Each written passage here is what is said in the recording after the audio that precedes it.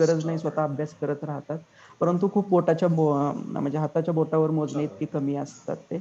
तर पहिल्यांदा एक लाईक माइंडेड लोकांचा, मुलांचा ग्रुप आपण असणं गरजेचं आहे. आणि आताच्या संभाषणावरून मला कळलं की बऱ्यापैकी आता जे आपल्या झूम मीटिंग मध्ये आहे ते फर्स्ट इयर या FY BCom चे आहेत स्टुडंट्स. तर त्यांच्यासाठी खूप चांगला स्कोप आहे सध्या स्पर्धा परीक्षेमध्ये. कारण कसं आहे, कॉमर्स, इकॉनॉमिक्स आणि बॅलन्स शीट हा सगळ्याचा बेस आहे. म्हणजे अगदी तुम्ही घरात सुद्धा बघा, आर्थिक व्यवहार किंवा आर्थिक स्टॅबिलिटी जर आपल्या घराची नसेल तर सगळं घराचा पाया ढासळतो, अख्खा घराचा साचा ढासळतो. त्यामुळे commerce is a very important stream, I will say. कारण सायन्स आणि कॉमर्स ह्या दोन गोष्टी खूपच म्हणजे कॉम्प्लिमेंटरी आहेत एकमेकाला. म्हणजे प्रत्येक गोष्टीचा हिशोब असणं गरजेचं आहे. आणि कॉमर्समध्ये असल्यामुळे तुम्हाला याची जाणीव असेल की आपल्याकडे टाइम खूप कमी आहे. म्हणजे आता एक कोरोना आल्यामुळे थोडं नॉर्मल लाईफ आपलं डिस्टर्ब झालेलं आहे. परंतु first year, second year, third year हे 3 वर्ष तुम्हाला गेलेले कळणार नाही. तर तुम्ही फर्स्ट इयर मध्ये असाल तर आतापासूनच स्पर्धा परीक्षा जर करायची असेल तर प्रॉपर प्लॅनिंग केलं पाहिजे. तेव्हा कुठं तुम्ही 4थ्या वर्षी म्हणजे पास झाल्यानंतर, पहिल्या वर्षी पास आउट झाल्यानंतर, ग्रॅज्युएट झाल्यानंतर परीक्षा देऊ शकाल. ते आणि ती परीक्षा नुसतं देण्याला उपयोग नाहीये, तर ती परीक्षा पास होणं गरजेचं आहे. कारण आता एक नवीन ट्रेंड आलाय, अरे काय करतो, काही नाही, कॉलेज झालंय आता MPSC करतोय, UPSC करतोय. पण आता ह्या स्टेटसला काहीही किंमत नाहीये. मी MPSC करतोय आणि UPSC करतोय हे सांगूच नका कोणाला. कारण ते बिनकामाचं प्रेशर आपल्यावर बिल्टअप होतं आणि त्यात मोठेपणा घ्यावा असं काही नाही. जोपर्यंत तुमचं नाव त्या फायनल लिस्टमध्ये येत नाही तोपर्यंत MPSC करतोय, UPSC करतोय याला काही अर्थ नाही. आणि हे जर नाव तुम्हाला त्या लिस्टमध्ये आणायचं असेल, ते पण कॉलेज संपल्या संपल्या 1-2 वर्षामध्ये, तर आतापासून कुठेतरी तयारी तुम्हाला करावी लागेल. आणि त्यासाठी नियोजन करणं गरजेचं आहे. म्हणजे कॉलेजचं फर्स्ट इयर आहे आता, म्हणजे शाळा संपली माझी आणि थोडं आता मी स्वातंत्र्य उपभोगणार, थोडी मजा करणार, मित्रांबरोबर फिरणार, हिंडणार, हे कुठेतरी असावं. परंतु याला कुठेतरी लिमिट असणं गरजेचं आहे. सकाळी उठल्यापासून संध्याकाळपर्यंत तेच जर तुम्ही करत राहिला तर तुम्ही करिअरमध्ये कधीही पुढे जाऊ शकणार नाही. आणि हा आत्ताचा वेळ असा आहे ना की याची जाणीव आपल्याला नाहीये की हा मोकळा वेळ नाहीये किंवा हा मजा करायचा वेळ नाहीये, हे आपलं करिअर घडवण्याचा वेळ आहे. मग करिअर तुम्हाला चांगलं घडवायचं असेल, उद्या चांगला ऑफिसर व्हायचं असेल आणि लोकांची सेवा करायची असेल, तर तुम्हाला आत्ता कष्ट करणं खूपच गरजेचं आहे. म्हणजे हा पूर्ण वेळ जो मिळतोय तो रिकामा वेळ अजिबात नाहीये. म्हणजे हा आता मी पहिलाच महिना आहे कॉलेजचा, त्याच्यानंतर हा कॉलेज संपला, आता मला निवांत वेळ आहे, मी इकडे जातो, फिरायला जातो, हा खर्च करत नाहीये वेळ, तुम्ही वाया घालवताय. आणि एकदा वेळ वाया घालवली की ती पुन्हा कधी येत नसते. जसं आपल्या बॅलन्स शीट मध्ये असतं, PL अकाउंट मध्ये असतं, एखादा असेट गेला की तो परमनंटली गेला. तो पुन्हा आपण असेट जर आणायचं झालं तर त्यासाठी कॅपिटल इन्व्हेस्टमेंट करावी लागते, तर तो असेट आपल्या बॅलन्स शीटला येतो. तसंच वेळ हा आपला खूप मोठा असेट आहे, तो तुम्ही युटिलाइज करणं गरजेचं आहे. आणि त्यातून नंतरचं जे प्रोडक्शन आहे आपलं, ऑफिसर होण्याचं स्वप्न असेल किंवा एक वेल स्टेबल लाईफ आणि बेटर सिटीजन ऑफ इंडिया बनायचं आपलं जर टार्गेट असेल, तर ते आपण या ठिकाणी कुठेतरी प्राप्त करू शकतो. त्यासाठी नियोजन, प्लॅनिंग हा खूपच बेसिक कंपोनंट आहे. जसं आता तुम्ही फर्स्ट इयरला असाल तर मी असं नाही म्हणणार की तुम्ही कॉलेजचा अभ्यास सोडून द्या आणि स्पर्धा परीक्षेचाच फक्त अभ्यास करा.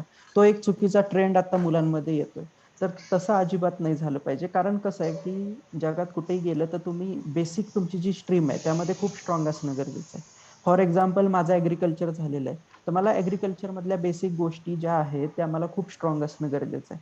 कारण तो प्रश्न किंवा तो एखादा पॉईंट आला की सगळे समोरचे जे आपले हाताखालचा स्टाफ आहे किंवा आपल्यावर जे बॉस असतात, डिव्हिजनल कमिशनर, ते अपेक्षेने आपल्याकडे बघतात. अरे हा, तुझं ऍग्रिकल्चर आहे, आता तुला थोडं माहित असेल, तू सांग याच्यावर सोल्युशन काय. आणि त्यावेळी जर मला ऍग्रिकल्चरची माहिती नसेल तर ते समजून घेतात की अरे म्हणजे हा फक्त परीक्षाच दिलेली आहे, बाकी याला ज्ञान नाहीये.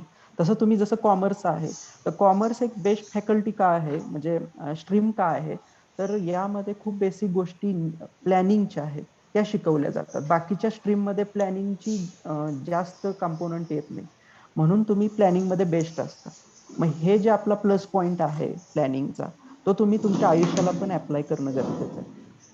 फर्स्ट इयर मध्ये आता फॉर एक्झाम्पल कुठलीही स्पर्धा परीक्षा असू द्या, तर पहिल्यांदा आपण काही देणार आहे म्हणजे कुठली एक्झाम आपल्याला टार्गेट करायचं ते तुम्ही आधी फिक्स असणं गरजेचं आहे. म्हणजे आता UPSC आहे, त्यातून कुठली पदं भरली जातात, तर IAS होतं, जे कलेक्टर, म्युन्सिपल कमिशनर वगैरे होतात, सेक्रेटरी होतात. सेकंड आहे IPS, त्यामध्ये SP, IG, DG वगैरे पदं त्यातून होतात. आणि IRS आहे, रेल्वे सर्व्हिस आहे, ऑडिट अकाउंट सर्व्हिस आहे, डिफेन्स इस्टेट, जवळजवळ 20 एक सर्व्हिस आहेत UPSC मध्ये. आणि परंतु UPSCचं काय की IAS-IPS साठी केडर सिस्टीम आहे.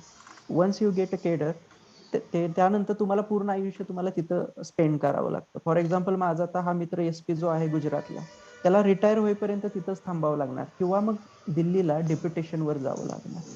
IAS आणि IPS ह्या 2 पोस्ट आहेत त्या केडर बेस आहेत.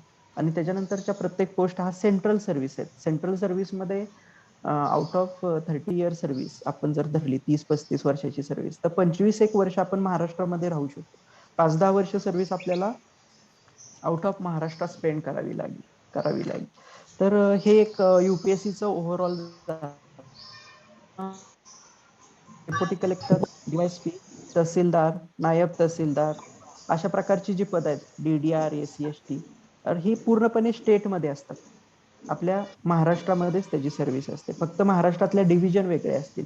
नागपूर डिव्हिजन, अमरावती डिव्हिजन, मराठवाडा, पश्चिम महाराष्ट्र, नाशिक डिव्हिजन. तर पहिल्यांदा तुम्ही फिक्स करणं गरजेचं आहे की मला कोणती एक्झाम द्यायची. ते का करणं गरजेचं आहे? जर तुम्ही UPSCची परीक्षा बघितली, त्याचा सिलेबस बघितला, क्वेश्चन पेपर बघितले, तर तुमच्या लक्षात येईल की यामध्ये डिस्क्रिप्टिव्ह उत्तर आपल्याला आन्सर्स आहेत ते लिहावे लागतात. जसं की 1857चं बंड का फेल झालं, किंवा मग GST भारताला अपायकारक आहे का उपायकारक आहे, ते इंग्लिशमध्ये असेल, किंवा तुम्ही मराठी जर लँग्वेज चॉईस केली तर ते मराठीमध्ये असेल. तर अशा प्रकारे तुम्हाला असतं. आणि MPSC मध्ये हे ऑब्जेक्टिव्ह असतं. म्हणजे 4 पैकी एक उत्तर असेल, 4 जे आपल्याला चॉईस दिले जातात, ABCD, तर यापैकी ते उत्तर असतं. आणि ह्या दोन्हीचा अभ्यास पूर्णपणे, जरी सिलेबस एक असेल तरी अभ्यास करायची जी पद्धत आहे ती वेगळी आहे. त्यामुळे जर आपल्याला तिथं यश प्राप्त करायचं असेल तर आत्ताच या गोष्टीचा कुठेतरी विचार करावा लागणार आहे. आणि एक काही कॉमन गोष्टी आहेत, जसं MPSC असू द्या, UPSC असू द्या, त्यामध्ये काही विषय आहेत ते खूप कॉमन आहेत. जसे की इतिहास, हिस्ट्री आहे, जिओग्राफी आहे, पॉलिटी आहे, इकॉनॉमिक्स आहे. इकॉनॉमिक्स तर तुमचा घरचाच विषय आहे कॉमर्स असल्यामुळे. एन्व्हायरमेंट आहे, सायन्स आहे. एक 6 विषय आहेत जे GS, जनरल स्टडीज म्हणूनचा एक कंपोनंट आहे, 6 कंपोनंट. तर प्रत्येकाचा अभ्यास करणं आपल्याला गरजेचं आहे. तर जेव्हा आपण फर्स्ट इयरला असतो, तर डायरेक्ट सिलेबस आणि हे तर पाहावंच लागेल आपल्याला, क्वेश्चन पेपर वगैरे पाहावेच लागतील, कोणतीही परीक्षा द्या. परंतु काही चांगल्या सवयी आहेत त्या आपल्या अंगी असणं गरजेचं आहे. त्यामध्ये कुठली चांगली सवय आहे? तर पहिली सवय म्हणजे न्यूजपेपर. न्यूजपेपर कंपल्सरी, MPSC असू द्या, UPSC असू द्या, कुठलीही परीक्षा असू द्या. आणि परीक्षा द्यायची नसेल तरीही तुम्ही पेपर वाचायची सवय खूप ठेवली पाहिजे. कारण जो पेपर वाचतो त्याला करंट अफेअर करतात, करंट अफेअर करतात त्याला मग जनरली जगामध्ये चाललंय काय याचं ज्ञान राहतं. तर न्यूजपेपर कुठले वाचायचे? कारण न्यूजपेपर भरपूर आहेत. तर न्यूजपेपरमध्ये जर मराठी न्यूजपेपर वाचणार असाल तर लोकसत्ता आणि महाराष्ट्र टाइम्स हे 2च वाचायचे. बाकीच्या न्यूजपेपरचा प्रॉब्लेम काय आहे की लोकल न्यूज ते खूप देतात.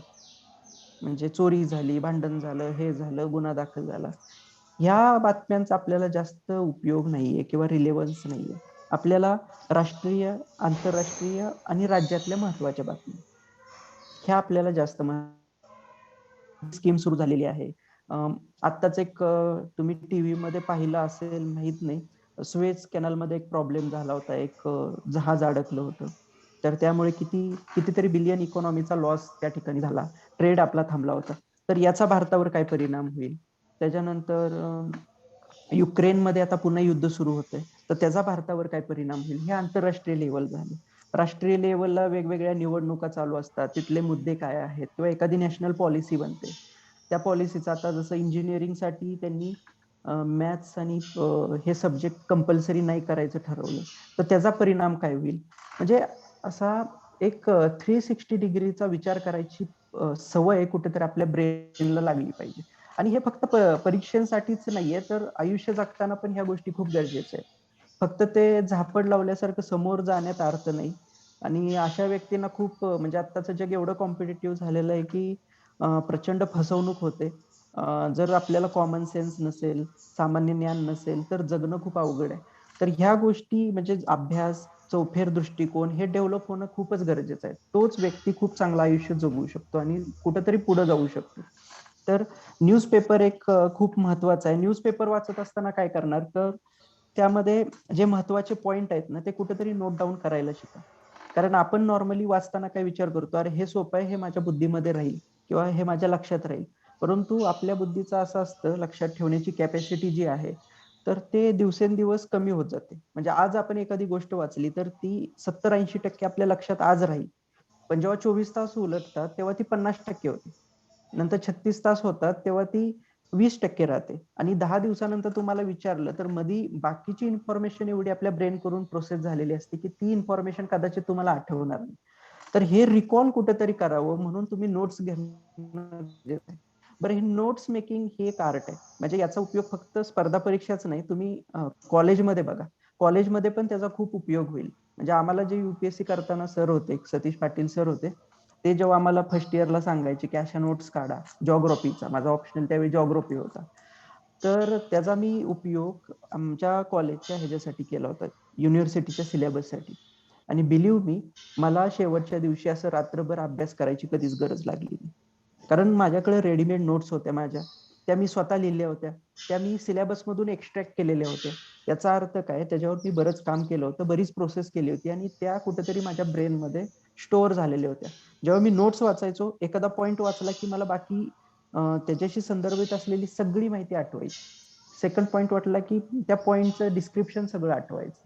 म्हणजे हा उपयोग जो आहे नोट्स मेकिंगचा, तो सगळ्यांनाच उपयोगी पडतो. म्हणजे कॉलेजच्या सिलेबससाठी पण आपल्याला उपयोगाचा आहे, पुढे तुम्ही एमबीए करा किंवा दुसरी स्ट्रीम जरी तुम्ही निवडली तरी त्यासाठी सुद्धा उपयोगी पडतो. त्यामुळे नोट्स मेकिंग एक तुम्हाला गरजेचं आहे. आणि त्याच्यानंतर सगळ्यात महत्वाचं टाइम प्लॅनिंग. तर तुम्हाला एक रिक्वेस्ट राहील की तुम्ही सकाळी लवकरात लवकर अभ्यास सुरू करा. म्हणजे सकाळचे 2 तासाचा अभ्यास आणि दिवसातला 4-5 तासाचा अभ्यास हा सारखा असतो. आणि आत्ताचं जे नवीन युग आहे, सोशल मीडिया आणि मोबाईल, जर तुम्ही बघितलं रात्री 11-12 वाजेपर्यंत व्हॉट्सअपवर प्रचंड मेसेज येत राहतात. सकाळी 6 ते 9 ह्या काळात एकही मेसेज कधी येत नाही. खूप कमी ठिकाणी असं बघितलंय आपण की व्हॉट्सअपवर मेसेज येतो. तर मग सकाळची जी वेळ आहे ते कमीत कमी डिस्ट्रॅक्शन होतं, आपला ब्रेन सुपर ऍक्टिव्ह असतो त्या काळात आणि वातावरण बऱ्यापैकी शांत आल्हाददायक असतं आणि ग्रास्पिंग पॉवर आपल्या ब्रेनची त्या काळात जास्त असते. त्यामुळं इफ पॉसिबल सकाळीच अभ्यास करा. आहेत आता आमच्या तिथं बरेच मित्र पण होते, सिलेक्शन ही झालं की ते पूर्ण रात्रभर अभ्यास करायचे 4 वाजेपर्यंत पहाटे. परंतु त्यानंतर त्यांना हेल्थचे प्रॉब्लेम सुरू झाले, ऍसिडिटी किंवा लो बीपी, हाय बीपी असे प्रॉब्लेम सुरू झाले. तर लॉंग टर्म मध्ये लेट नाईट स्टडी हे काही सोल्युशन होऊ शकत नाही. Early morning study is the best. तर शक्यतो तुम्ही सवयच लावा की लवकर उठून कुठेतरी शांत ठिकाणी जायचं आणि अभ्यास करायचा. तर मला वाटतं ते फर्स्ट इयर पासून जर तुम्ही सवय लावली तर कॉलेज संपल्यानंतर पहिल्या 1-2 वर्षामध्ये सिलेक्शनचं प्रमाण तुमचं खूप जास्त राहील. कुठलीही परीक्षा घ्या, कारण आता कुठली स्पेसिफिक एक्झामिनेशन इलॉबरेट करत बसलं तर मग बाकीचे स्ट्रीम करणार काय असं होईल. त्यामुळे तुम्ही आज बेसिकली हेच डिसाईड करा की तुम्हाला नेमकं करायचंय काय, एमपीएससी, युपीएससी किंवा अदर्स. तर हे एक झालं. त्याच्यानंतर एक टेक्निक आहे, मी तुम्हाला सांगतो, पोमोडोर टेक्निक आहे.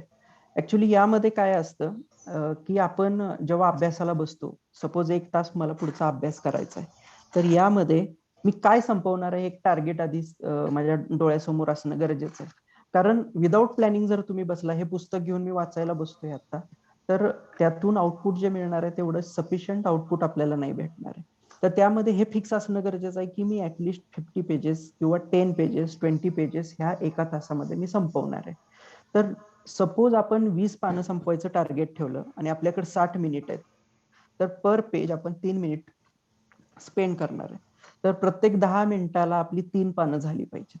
तर ह्याला पोमोडोर टेक्निक म्हणतात. तर याचा पण कुठेतरी वापर होणं गरजेचं आहे. कारण फक्त आपण कधी कधी काय होतं की थिंकिंग मध्ये एवढं बिझी होऊन जातो की मग पुढचा सिलेबस कव्हर होत नाही. आपल्याला या ठिकाणी दोन्ही गोष्टींचा बॅलन्स कुठेतरी ठेवायचा आहे. एक तर स्पीड पण मेंटेन ठेवायचंय आणि दुसऱ्या बाजूला ग्रास्पिंग पण आपल्याला झालं पाहिजे. फक्त ग्रास्पिंग आणि ओव्हरऑल थिंकिंगच्या नादामध्ये स्पीड जर आपलं जात असेल तर त्याचाही उपयोग नाही. म्हणून पोमोडोरो टेक्निक आपल्याला कुठेतरी ठेवायला लागणार आहे. तर सुरुवातीला मला वाटतं की फर्स्ट इयरला तुम्ही बेसिक पुस्तकं वाचणं गरजेचं आहे. जसं आता हिस्ट्री आपण घेतलं तर एनसीआरटी आहे किंवा स्टेट बोर्डची आपली 10वी 11वी 12वी 9वी 10वी 11वी 12वी असे 4 वर्षाचे वाचले तरी चालतील हिस्ट्रीचे. आणि एक टार्गेट ठरवा. ती पुस्तकं खूप छोटी असतात. तुम्ही आता कॉलेजच्या फर्स्ट इयरला आहे तर तुमच्या ब्रेनच्या एजच्या मानाने ते कमीच आहेत. 9वी 10वी म्हणजे तुम्ही एक 4 वर्षापूर्वी ते बघितले होते. तर तुमचे ब्रेनचं एज आणि ग्रास्पिंग पॉवर आता वाढलेली आहे. तर पहिल्यासारखं ज्या 2 महिने 4 महिने लागत होते ज्या पुस्तक वाचायला तेवढा वेळ आता नको लागायला. अगदी 10 दिवसामध्ये एक पुस्तक संपवायचं टार्गेट ठेवा. आणि ते पुस्तक वाचत असताना पण एक 360 व्ह्यू आपण ठेवणं गरजेचं आहे. म्हणजे प्रत्येक गोष्ट प्रत्येक ऑब्जेक्टिव्ह त्यातलं मला पाठ झालं पाहिजे आणि आठवलं पाहिजे. तर असं नको व्हायला. तर आपल्याला काय करावं लागेल की ओव्हरऑल त्या पुस्तकामधनं आपल्याला काय घ्यायचंय, त्यानंतर आपण जी परीक्षा देणार आहे त्यामधले कुठले प्रश्न त्यामध्ये येऊ शकतात, कुठला सिलेबस त्यामध्ये कव्हर होऊ शकतो, तेवढाच व्ह्यू आपल्याला ठेवायचा. त्यापेक्षा जास्त त्यामध्ये खूप फॅक्च्युअल गोष्टी पिकअप नाही करायचे किंवा तिथं जे खाली क्वेश्चन आन्सर दिलेले ते प्रश्नोत्तर नाही करायचे. आपण 10वीला 9वीला नाहीये. आपल्याला फक्त त्यातली इन्फॉर्मेशन ग्रास्प करायची, प्रोसेस करायची आणि स्टोअर करायची. आणि याचा उपयोग जे पुढची पुस्तकं आहेत, जसं आता हिस्ट्रीमध्ये पुढचे ग्रोअरचं पुस्तक आहे, खूप मोठे म्हणजे रेफरन्स बुक आहेत. तर त्याला कुठेतरी आपला बेस असावा म्हणून आपल्याला ही पुस्तकं वाचायची. जॉग्राफीमध्ये पण तसंच स्टेट बोर्डची आपण वाचत असाल तर 8वी 9वी 10वीची पुस्तकं वाचायची आणि जर एनसीआरटी वाचत असाल तर 11वी 12वीच्या एनसीआरटी वाचायचे. कॉमर्ससाठी तर तुम्ही पाहिलेलंच असेल, 11-12वी तुमचा बऱ्यापैकी सिलेबस कव्हर झालेला असेल इकॉनॉमिक्स आणि कॉमर्सचा. पॉलिटीसाठी पण लक्ष्मीकांत म्हणून एक पुस्तक आहे. ओव्हरऑल खूप चांगलं पुस्तक आहे. म्हणजे एमपीएससी असू द्या युपीएससी असू द्या कुठेही असेल तर ते तुम्हाला बेनिफिशियलीच राहील. त्यामुळे ते बघावं लागेल. आणि दुसरं एक बोलताना एक पॉइंट राहिला की तुमचं मीडियम तुम्ही आधी फायनलाइज करा. म्हणजे मराठी मीडियम मधून अभ्यास करणार आहे का इंग्लिश मीडियम मधून अभ्यास करणार आहे. कारण आता म्हणजे 10 वर्षापूर्वी अवस्था अशी होती की मराठीमध्ये तेवढे रेफरन्स बुक्स अवेलेबल नव्हते. परंतु आता बऱ्यापैकी चांगले पुस्तकं आपल्याला मिळालेली आहेत. म्हणजे ट्रान्सलेट केलेली आहेत किंवा TMH टाटा मॅग्रो हिल ह्या कंपनीनं मराठीमध्ये काही पुस्तकं आणलेली आहेत. तर त्याची लिस्ट आपल्याला इंटरनेटवर मिळेल सध्या. परंतु फर्स्ट इयरला असताना खूप हेवी पुस्तकं वाचायची गरज नाहीये. हे बेसिक आधी आपण संपवूयात. म्हणजे मी तर म्हणेल एक 6 महिने गेले तरी चालतील ह्या बेसिक पुस्तकांना. 6 महिने 8 महिने अगदी 1 वर्ष गेलं तरी चालेल. परंतु ह्यावर आपली बैठक खूप फिक्स झाली पाहिजे. हे पूर्णपणे ग्रास्प झाले पाहिजेत ह्यातल्या बेसिक कन्सेप्ट. आणि त्याच्यानंतर मग आपण हायर स्टडीज बघूयात.